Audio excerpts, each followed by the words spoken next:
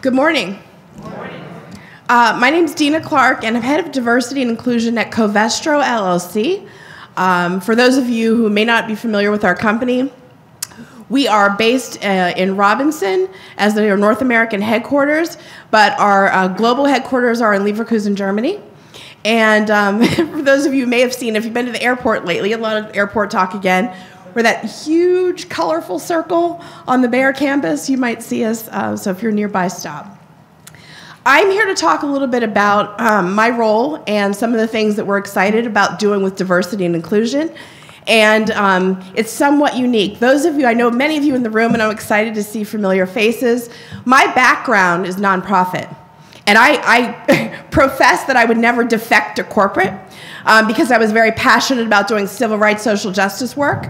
But there's something happening at Covestro. We're not there yet, but we're moving, and I wanted to be able to share that. The first and foremost thing is when you look at diversity and inclusion efforts, a lot of people, whether you're in a corporation or a university or a school district, there are some key pieces, or almost like the ABCs of diversity and inclusion. And we tend to focus on our workforce, workplace, and marketplace. That's not unique to Covestro, and certainly not unique to the industry, but it's there. So our people, our market, and our environment. And it doesn't matter if you're in the United States or if you're overseas. Those are three things that everybody has to focus on: people, market, and environment. But when we looked at what we're doing here, so much of this depends on relationships. And there are four main areas that I got permission to share with you that we have moved forward with our diversity and inclusion strategy to make it deeper than those three areas. First, we're focusing on our business alignment. Many of diversity and inclusion efforts stop at mid-level management. Not because there's not intent, there's usually professed commitment at the top, there's usually typical diversity at entry level, it's mid-level that there's a blocker.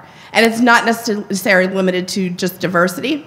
So we are consciously making sure that our mid-level management is engaged. And part of that commitment, and I apologize, but our CEO, or excuse me, our president couldn't be here today. His name's Jerry McCleary. But he and I are co-leading our Covestro Inclusion Council, which is his direct reports. What he did was, when I first started, he said, "What do you need?" I said, "Do you want me to do this for fun, or do you want me to do this for real?" I said, "Because I'm capable of doing both." And he said, "Well, for real." And I said, "Well, here's what I'm going to need. I'm going to need your support. I'm going to need to break down barriers." And one of the things that he started doing is clearing his direct reports. He's meeting with his direct reports once a month. And as a result of that, I'm able to meet with them, find out what they're doing in the business areas, and hold them accountable to what I need in terms of diversity and inclusion, so it's a true partnership. And we're small enough to do that because we're business to business here, but that was something that was huge. Also, we're starting to engage other areas of the business. The second area is our internal and external engagement, which really connects to our culture. And a lot of people throw around the terminology culture, but what does it actually look like when you're talking about engagement? I cannot tell you how many times, and I laughed because actually we were attending one of your events, Doris, and he said, "Well, he said, would you like me to come?" I said, "Absolutely." I said, "But do me a favor," and I'd only been there 2 months. I said, "Don't round up all the black people to come to the session. Find out who's actually interested." And we have done a lot of different things in terms of engaging our employees.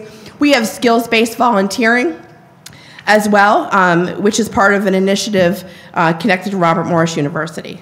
Supplier diversity is also a commitment of ours, and Jerry did speak at the African American Chamber Breakfast earlier this year and made a commitment there, as well as talent acquisition, retention, and development, which you've heard a lot about. Those four areas in connection to the strategy are critical. 3 points that I just want to make, so I know we're short on time. None of these approaches can be cookie cutter. You can't lift them out and just place them into your organization. You really have to find out what the right fit is and how those key pieces are interpreted in your organization. It has to be connected to building relationships, not just showing up to a dinner that you were invited to, but how are you engaging with the people that are there? For that, I could pay $5,000 or $10,000 sponsorship to talk to those people for free at work. What can you do with those sessions? Also, making sure that you leverage your professional relationships and where you are strategic about in terms of sponsorships and donations. And this is, again, from a corporate perspective.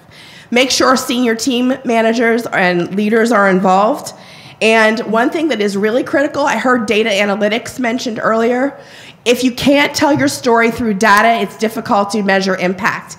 And one of the things we are not only doing, so we've actually posted, we have 2 data analytics positions, but we are measuring our growth. We're not setting a target per se and measuring a deficit of where we'd like to be. That's conscious for us, but we're reporting where we've evolved from when it comes to diversity. That way you're not only able to measure your growth, but you're looking at it in a positive light, and that helps build momentum to keep people involved. And I'll close with, at Covestro, diversity is our strength, inclusion is our commitment, and innovation is our direction. Thank you.